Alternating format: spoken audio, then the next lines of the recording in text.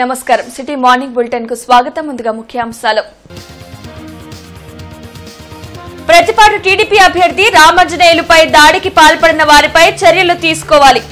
ఎస్పీకి ఫిర్యాదు చేసిన టీడీపీ ఎమ్మెల్యే అభ్యర్థులు, నేతలు.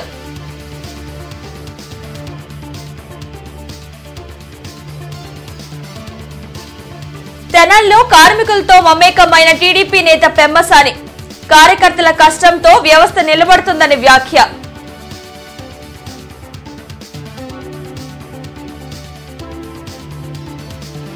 కమిషన్లు దండుకోవడంలో ఉన్న శ్రద్ధ పేదల ఆరోగ్యంపై లేదు. వైసీపీ సర్కార్ తీరుపై మండిపడ్డ మాజీ మంత్రి ఆలపాటి.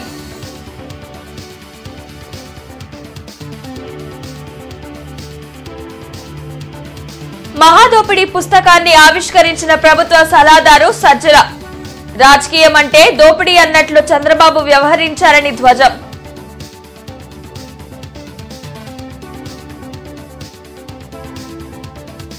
వైసీపీని ఇంటికి సాగనంపేందుకు ప్రజలు సిద్ధంగా ఉన్నారు. త్వరలో కాంగ్రెస్ అభ్యర్థుల జాబితా విడుదల చేస్తామన్న పీసీసీ చీఫ్ షర్మిల.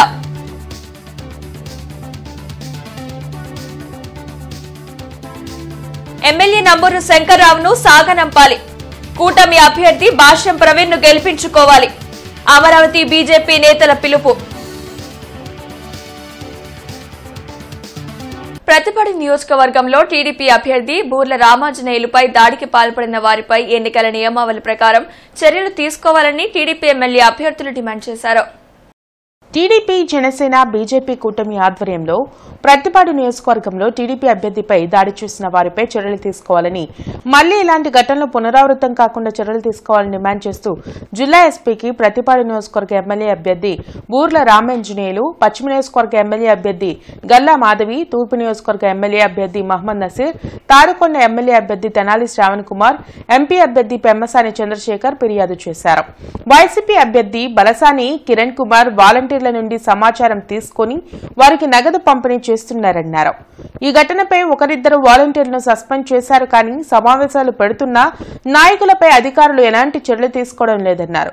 చట్ట వ్యతిరేక కార్యక్రమాలను ప్రశ్నిస్తే తమ కారుపై దాడి చేశారని, దీనిపై ఫిర్యాదు చేస్తే పోలీస్ స్టేషన్లో సీఐ ముందు కూడా తమపై దాడికి పాల్పడ్డారన్నారు. దాడులు చేయడం వైసీపీ నాయకుల బరితెగింపుకు నిదర్శనమన్నారు. ఇలాంటి ఘటనలు పునరావృతం కాకుండా సమావేశాలు పెట్టే నాయకులపై పోలీసులు చర్యలు తీసుకోవాలని డిమాండ్ చేశారు. కార్యక్రమంలో టీడీపీ నాయకులు ఆలపాటి రాజేంద్ర ప్రసాద్, జనసేన నాయకులు బోనబోయిన శ్రీనివాస్ యాదవ్, బీజేపీ నాయకులు నరేంద్ర కుమార్ తదితరులు పాల్గొన్నారు. ఇక్కడ కూడా వాళ్ళ ఆఫీస్ దగ్గరికి వెళ్ళలేదు, సమావేశం జరిగిన దగ్గరికి వెళ్ళలేదు. దాదాపుగా 150 మీటర్ల దూరంలో ఒక పబ్లిక్ రోడ్లో, అది కూడా పత్తిపాడు కాన్స్టిట్యున్సీకి సంబంధించినటువంటి ప్లేస్.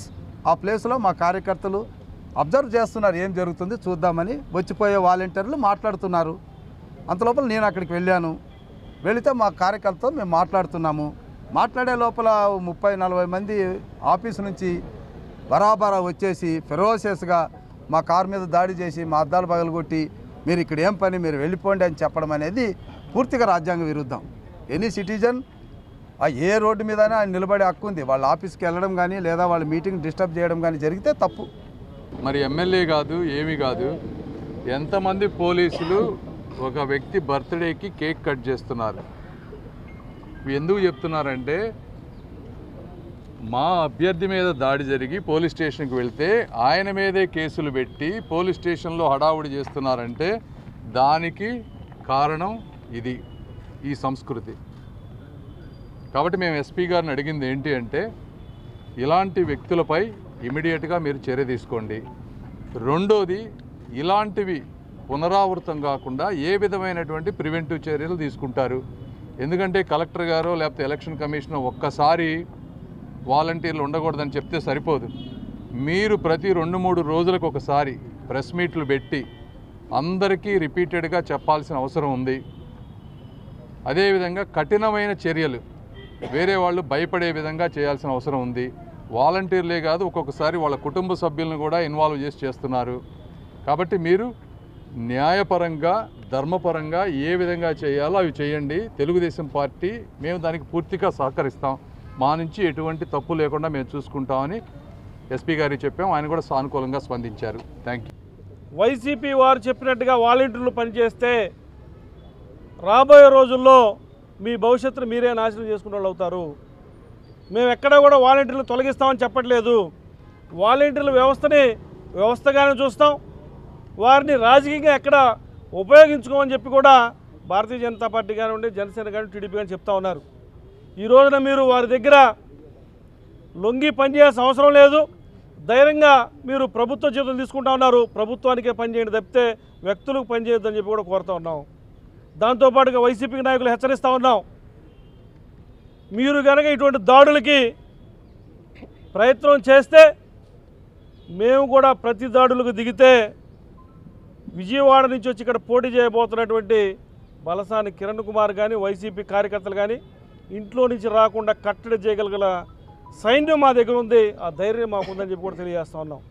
మేము భారతీయ జనతా పార్టీ, జనసేన, టీడీపీ నుంచి ఖండిస్తున్నాము. ఏదైతే ఎలక్షన్ కోడ్ వచ్చిన తర్వాత కూడా ఈ పోలీస్ శాఖ వారికి తొత్తులుగా పనిచేయటం, పోలీస్ స్టేషన్ మీద దాడి జరిగితే కనీసం ఇప్పటికీ కూడా వాళ్ళని ఐడెంటిఫై చేయకపోవటం, ఒక బండి లైసెన్స్ లేకుండా స్పీడ్గా వెళ్ళిపోతుంటేనే ఈ సీసీ కెమెరాలు పట్టుకొని నెక్స్ట్ డేకే వాళ్ళని తీసుకొచ్చి అరెస్ట్ చేసి 3rd డిగ్రీ బ్రేక్ ఇచ్చే ఈ పోలీసులు 24 గంటలు గడుస్తున్నా కూడా పోలీస్ స్టేషన్ మీద దాడి చేసిన వారిని కానీ, అయితే రామాంజనేయులు గారి వెహికల్ మీద దాడి చేసిన వారిని కానీ పట్టుకోపోవటం, కనీసం వారిని పిలిపించకపోవటం, ఈ యొక్క రాష్ట్ర శాఖ పోలీసులు వైసీపీ వాలంటీర్లుగా పనిచేస్తున్నారు. వాలంటీర్లేమో వైసీపీ కార్యకర్తలాగా పనిచేస్తున్నారు. తెనాలిలోని కుమార్ పంప్స్ అండ్ మోటార్స్ పరిశ్రమను టీడీపీ నాయకులు పెమ్మసాని చంద్రశేఖర్ పరిశీలించారు. ఈ సందర్భంగా డాక్టర్ పెమ్మసాని చంద్రశేఖర్ మాట్లాడుతూ ఒక కార్మికుడి కష్టం ఒక వ్యవస్థను నిలబెడుతుందని అన్నారు. అక్కడి కార్మికులతో మమేకమై కాసేపు మాట్లాడారు. కార్మికులు, కార్యకర్తలు బాగున్నప్పుడే వ్యవస్థలు సజావుగా నడుస్తాయని చెప్పారు. ప్రస్తుత ప్రభుత్వంలో ఎన్నో పరిశ్రమలు ప్రోత్సాహకాలు లేక కుదేలవుతున్నాయని, మరికొన్ని పరిశ్రమలు రాష్ట్రం వదిలి వెళ్లిపోతున్నాయని ఆయన వివరించారు. అనంతరం సంస్థ అధినేత కొత్త సుబ్రహ్మణ్యం మాట్లాడుతూ 50 ఏళ్ల చరిత్రలో ప్రస్తుత పరిస్థితి లాంటి ఇబ్బందులు ఎప్పుడూ ఎదురు కాలేదని తెలిపారు. ప్రతి ఒక్కరూ ఆలోచించి తమ నిర్ణయం తీసుకోవాలని ఆయన ఈ సందర్భంగా కోరారు. తగ్గిపోతే వారికి ఆదాయం తగ్గుతుంది, వారికి ఆదాయం తగ్గితే మీకు శాలరీలు ఇచ్చేటువంటి పరిస్థితి ఉండదు.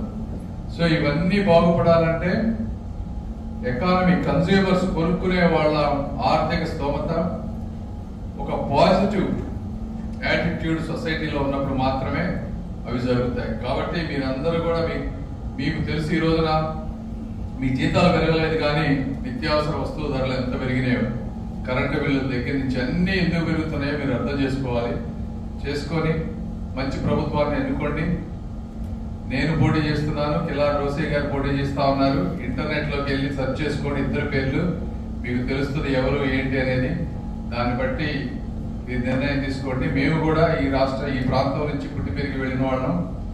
ఏదో మేమేమి ఆశించి రాలేదు, ఏదో ఒకటి చేయాలి మనలాంటి వాళ్ళకి. ఇలాంటి వాళ్ళు అందరూ ఇబ్బందుల్లో ఉన్నారు. ఈ రోజున ఎవరు పోటీ చేసే పరిస్థితి కూడా లేదు అని మేము మాకున్న సుఖాలన్నీ వదులుకొని ఈ రోజున ఇక్కడికి వచ్చి రోడ్ల మీద తిరుగుతా ఉన్నాం.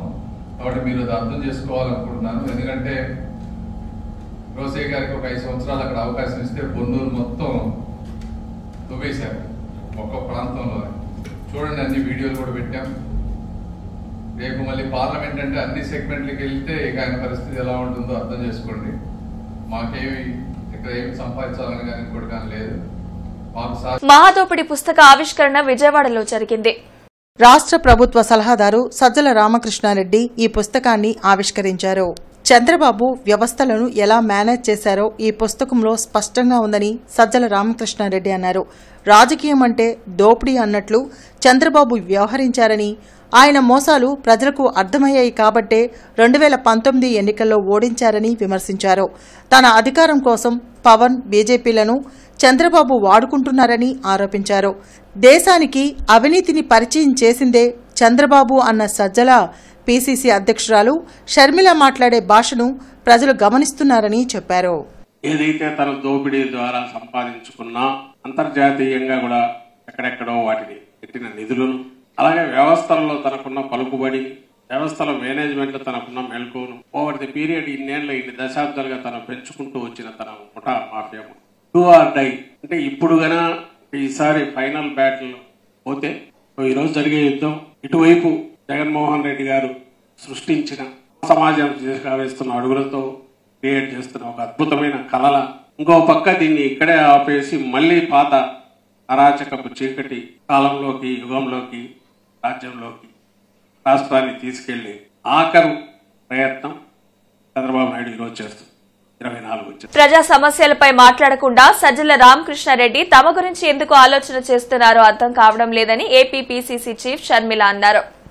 విజయవాడలో షర్మిల మీడియాతో మాట్లాడారు. పోలవరం రాజధాని, విశాఖ స్టీల్ ఫ్యాక్టరీ, రాష్ట్రానికి ప్రత్యేక హోదా కోసం కాంగ్రెస్ పార్టీ మాత్రమే పోరాటం చేస్తుందని చెప్పారు. ప్రజలు వైసీపీని ఇంటికి పంపించేందుకు సిద్ధంగా ఉన్నారని వ్యాఖ్యానించారు. కడప ఉక్కు పరిశ్రమ కోసం ఎంపీ అవినాష్ రెడ్డి ఎందుకు పోరాటం చేయలేదో ప్రజలకు చెప్పాలని నిలదీశారు. అధిష్టానం ఆమోదం తర్వాతే కాంగ్రెస్ పార్టీ అభ్యర్థుల జాబితా విడుదలవుతుందని తెలిపారు. ఈ ఎన్నికలకు సంబంధించి ఎమ్మెల్యే, ఎంపీ స్థానాలకు గాను కాంగ్రెస్ పార్టీకి వచ్చిన అప్లికేషన్లు దాదాపు 1500. ఈ 1500 అప్లికేషన్లు స్క్రూటినీలో ఉన్నాయి. ఇంకా ఎక్కడా ఏది ఫైనల్ కాలేదు. అన్ని సర్వేలు జరుగుతున్నాయి. కాంగ్రెస్ పార్టీ ఆదేశిస్తే నేనైనా, రఘువీరారెడ్డి అంకుల్ అయినా, పల్లంరాజు గారైనా ఎవరైనా పోటీకి సిద్ధం కావాల్సిందే. కాంగ్రెస్ పార్టీ ఆదేశిస్తే ఎవరైనా పోటీకి సిద్ధమే. మాలో కాంగ్రెస్ పార్టీ కుటుంబంలో ఉన్న ఎవరైనా సిద్ధమే. కాంగ్రెస్ పార్టీ ఈరోజు విశాఖపట్నం కోసమైనా, ప్రత్యేక హోదా కోసమైనా, పోలవరం కోసమైనా, రాజధాని కోసమైనా, కడప స్టీల్ ఫ్యాక్టరీ కోసమైనా, ఇలా ఏపీ రీఆర్గనైజేషన్ యాక్ట్లో ఉన్న ఆంధ్ర రాష్ట్రానికి చెందిన హక్కులన్నిటి కోసం కొట్లాడుతున్న ఏకైక పార్టీ కాంగ్రెస్ పార్టీ. ఈరోజు సజ్జల గారిని అడుగుతున్నాము. అవినాష్ రెడ్డి గారు జగన్మోహన్ రెడ్డి గారి సొంత కజిన్. మరి అట్లాంటప్పుడు వైసీపీలో ఎంపీగా ఉండి కూడా అవినాష్ రెడ్డి గారు ఎందుకని కడప స్టీల్ ఫ్యాక్టరీ కోసం ఏ పోరాటము చేయలేదు? ఇంతవరకు కడప స్టీల్ ఫ్యాక్టరీ ఎందుకు రాలేదో ముందు సజ్జల గారు, అవినాష్ రెడ్డి గారు, జగన్మోహన్ రెడ్డి గారు సమాధానం చెప్పారు. అమరావతి బీజేపీ ముఖ్య నేతల సమావేశం పెదకూరుపాడులో జరిగింది. ఈ కార్యక్రమంలో పాల్గొన్న జిల్లా అధ్యక్షుడు ఆలోకం సుధాకర్ బాబు మాట్లాడుతూ పెదకూరుపాడు ఎన్డీఏ కూటమి అభ్యర్థి భాష్యం ప్రవీణ్తో కలిసి పోరాడాలని అన్నారు. అత్యధిక మెజారిటీతో కూటమి అభ్యర్థిని గెలిపించాలని కోరారు.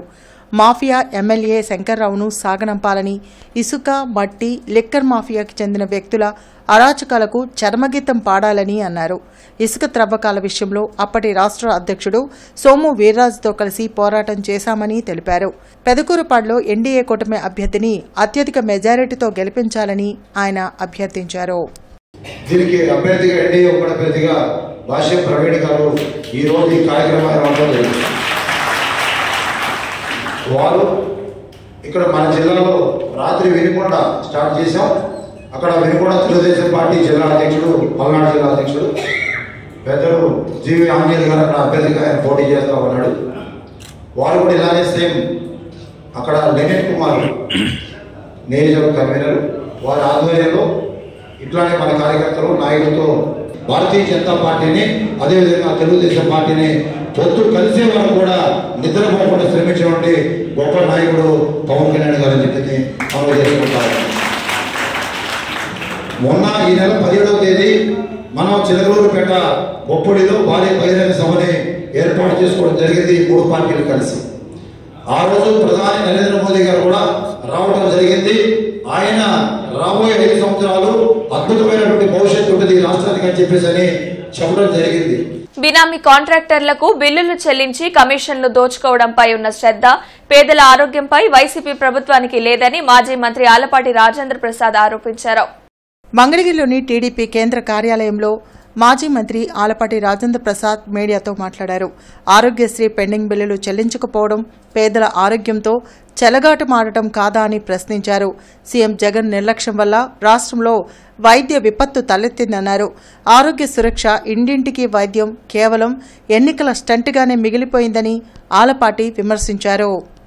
ఎక్కడ చూసినా కూడా దేవుని దయని, పేదలకి కోసం నేను వచ్చానని కళ్ళబొల్లి మాటలు చెప్తూ సమయాన్నంతా కూడా వృధా చేస్తూ మరొక్కసారి మోసం చేయడానికి ప్రయత్నించే జగన్మోహన్ రెడ్డి గారు, నేను అడుగుతా ఉన్నా, ఈ రోజున గ్రామీణ ప్రాంతంలో సురక్ష ఆరోగ్య పథకం అని చెప్పి ఒకటి పెట్టి ఇంటింటికి వైద్యాన్ని అందిస్తానని చెప్పినటువంటి నువ్వు ఈ రోజున ఈ రాష్ట్రంలో ఎవరికైనా వైద్యం అందించే విధానం ఉందా అని చెప్పి నేను అడుగుతా ఉన్నా. ఈ రోజున మెడికల్ కాలేజీలు కడుతున్నాం, పేదవాడికి ఈ మెడికల్ కాలేజీల ద్వారా హాస్పిటల్ ద్వారా వైద్యం అందిస్తాం అదేవిధంగా అని చెప్పినటువంటి నీవు ఇవాళ మెడికల్ సీట్లు తగ్గిపోతూ ఉంటుంటే ఎందుకు తగ్గుతూ ఉన్నాయి, ప్రభుత్వ మెడికల్ కాలేజీలు అనేది కనీసం పట్టినటువంటి పరిస్థితి ఈ రాష్ట్రంలో ఒకసారి గమనించాల్సిన అవసరం ఉందని చెప్పి మీకు మనవి చేస్తా ఉన్నా. 1500 కోట్ల రూపాయలు బిల్లులు పెండింగ్ ఎందుకున్నాయి ఆరోగ్యశ్రీ పథకం కింద అని చెప్పి నేను అడుగుతా ఉన్నా. రాబోయే సార్వత్రిక ఎన్నికల్లో ఇండియా కూటమిని గెలిపించి ఎన్డీఏ బీజేపీని ఓడించండి అని సిపిఐ రాష్ట్ర కార్యదర్శి వర్గ సభ్యులు జంగాల అజయ్ కుమార్ అన్నారు.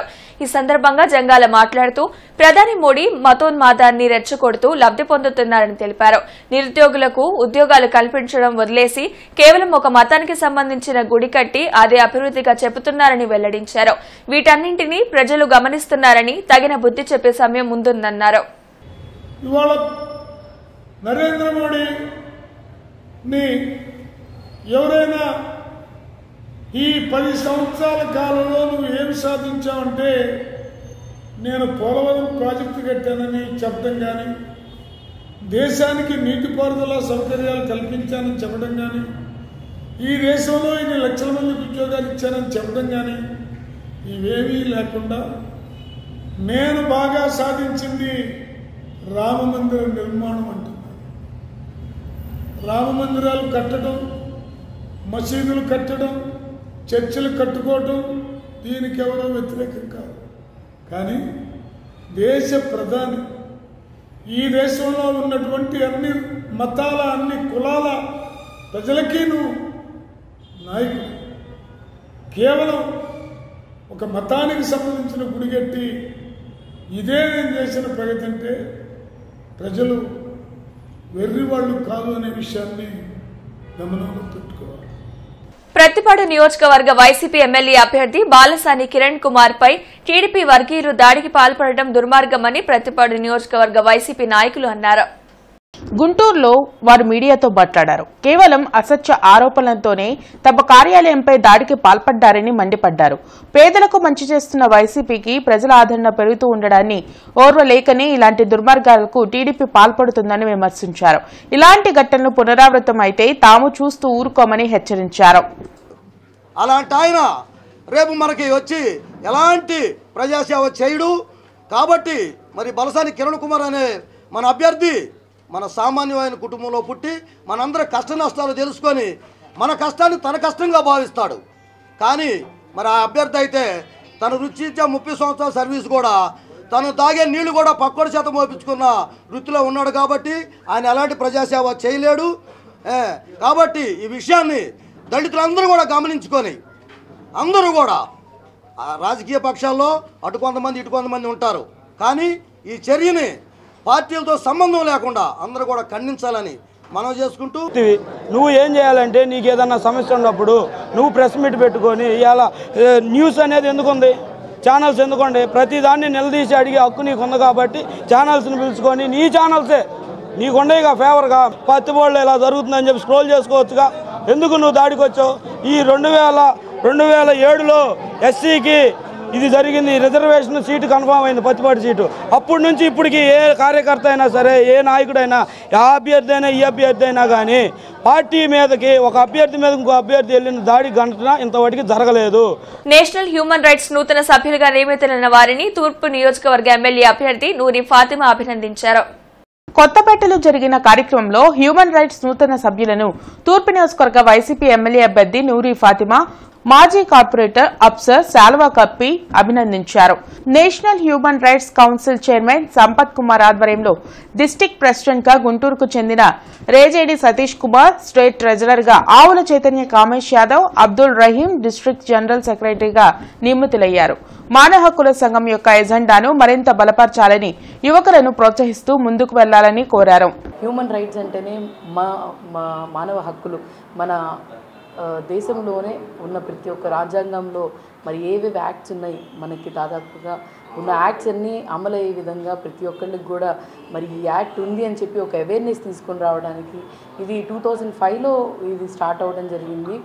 ప్రతి ఒక్క హ్యూమన్ బీయింగ్ మన ఇండియాలో ఉన్న వాళ్ళు ప్రతి ఒక్కళ్ళు కూడా వాళ్ళ హక్కుల గురించి ఏ విధంగా ఉంటాయి, ఏ విధంగా ఆ హక్కు గురించి ప్రతి ఒక్కటి రైట్ ఫర్ ద ఓట్ కానీ, రైట్ ఫర్ ద స్పీచ్ కానీ, ప్రతి ఒక్కటి కూడా రైట్ ఫర్ ద ఎడ్యుకేషన్, ప్రతి ఒక్క విధం గురించి కూడా వాళ్ళు వివరణ ఉంటుంది. దీనిలో ఎన్నో అంటే లైక్ ఆర్గనైజేషన్స్ ఉంటాయి, ఎన్నో వీళ్ళకి అవేర్నెస్ తీసుకోవడానికి ఎన్నో ప్రోగ్రామ్స్ చేస్తూ ఉంటారు. మానవ హక్కుల గురించి ఏదైనా సమస్యలు పబ్లిక్ వచ్చినప్పుడు వారి తరపున మేము న్యాయపరమైన సమస్య అయినప్పుడు వారిని మేము ఫైట్ చేసి వారి తరపు నుంచి వారికి సంబంధించిన రైట్ని వాళ్ళకి న్యాయం జరిగే విధంగా చేస్తామని ఈ సభాముఖంగా తెలియజేసుకుంటున్నాము. ఈరోజు మాకు సర్టిఫికేట్స్ అందజేసిన మేడం గారికి హృదయపూర్వక ధన్యవాదాలు తెలియజేస్తున్నాను. పెదకాకాని గ్రంథాలయ అధికారి వేముల విజయ్ కుమార్ ఆధ్వర్యంలో ప్రపంచ కవితా దినోత్సవం మరియు అంతర్జాతీయ జాతి వివక్ష నిర్మూలన దినోత్సవం జరిగింది. ఈ కార్యక్రమానికి ముఖ్య అతిథిగా ఎంపీపీఎస్ హెచ్ఎం కొల్లిపుర ఆనందరావు హాజరై ముందుగా బాబాసాహెబ్ అంబేద్కర్ చిత్రపటానికి పూలమాల వేసి నివాళులర్పించారు. అనంతరం ఆయన మాట్లాడుతూ కత్తి కంటే పొదునైనది కలాం, మనిషినే కాదు సమాజాన్ని మార్చగలిగే శక్తి ఒక్క కవితకు మాత్రమే ఉందన్నారు. తొలిసారిగా 18వ శతాబ్దంలో ఐరోపాలో రోమన్ కవి విర్రన్న పేరు ఆనాటి నుండి ఇతర ప్రాంతాల్లో కూడా కవితా దినోత్సవం నిర్వహిస్తున్నారన్నారు. 1999 సంవత్సరంలో ప్యారిస్లో యునెస్కో 30వ సమావేశం జరిగిందని, ప్రతి సంవత్సరం మార్చి 21వ తేదీన ప్రపంచ కవితా దినోత్సవం జరపాలని ఈ సమావేశంలో నిర్ణయించారన్నారు. ఒక జాతిని కులము మతము మీద మేడ నిర్మించలేము, వ్యక్తి అభివృద్ధికి కులం మతం మీదే ఆధారపడితే అభివృద్ధి చెందలేరని, జ్ఞాన సముపార్జనే అభివృద్ధికి మూలమని తెలిపారు. భారతరత్న డాక్టర్ బిఆర్ అంబేద్కర్ చెప్పిన విషయాలను విద్యార్థులకు వివరించారు. కార్యక్రమంలో టీచర్స్ హేమలత, శ్రీలత మరియు విద్యార్థులు పాల్గొన్నారు. దుగ్గిరాల శుభం మహేశ్వరి కోల్డ్ స్టోరేజ్ అగ్ని ప్రమాద బాధిత పసుపు రైతులకు నష్టపరిహారం ఇవ్వాలని ఏవోకి సిపిఐ నాయకులు వినతిపత్రం సమర్పించారు. ఈ కార్యక్రమంలో సిపిఐ రాష్ట్ర కార్యదర్శి వర్గ సభ్యులు జంగాల అజయ్ కుమార్, పసుపు రైతుల సంఘం రాష్ట్ర కన్వీనర్ యార్లగడ్డ వెంకటేశ్వరరావు, ఆంధ్రప్రదేశ్ రైతు సంఘం జిల్లా అధ్యక్షులు కొల్లి రంగారెడ్డిలు మీడియాతో మాట్లాడారు.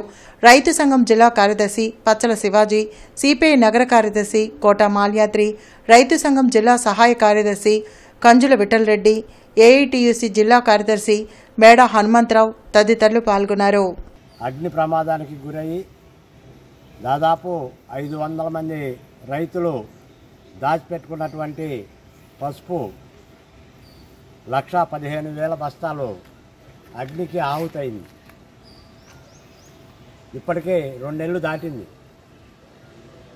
ఇప్పటి వరకు కూడా ప్రభుత్వం నుంచి ఎటువంటి స్పందన కానీ ఎటువంటి వివరణ కానీ రైతులకి ఇచ్చిన పాపాలు పోలేదు.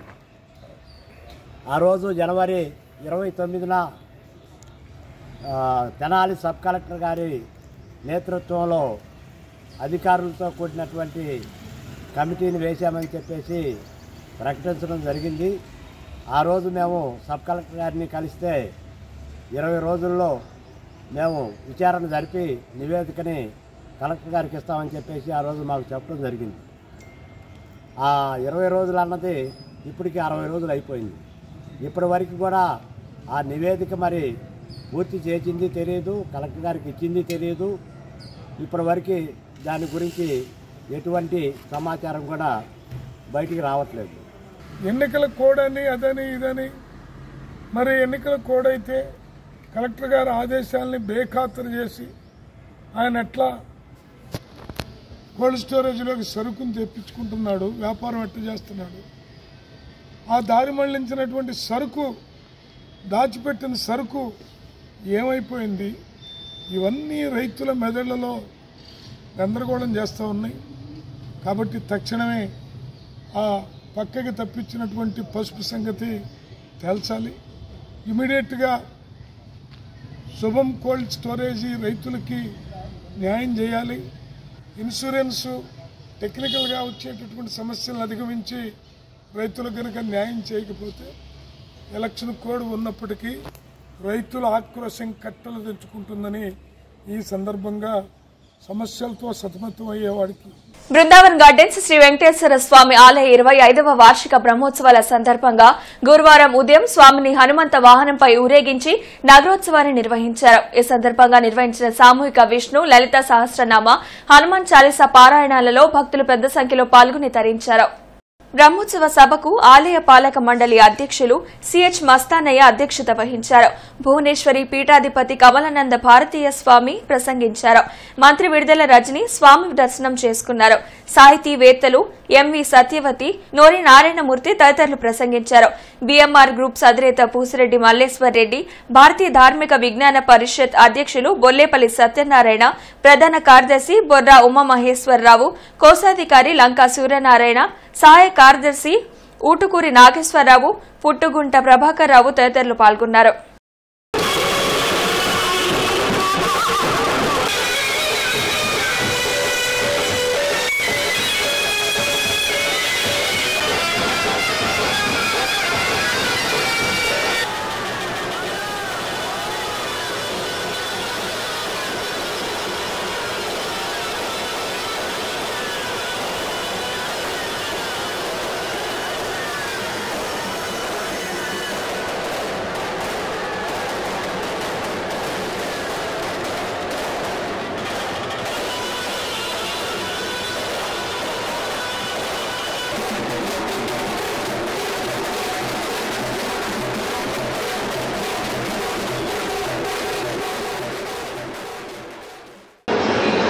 యావత్ హిందూ సమాజము దేవాలయోన్ముఖంగా సాగుతున్నారు.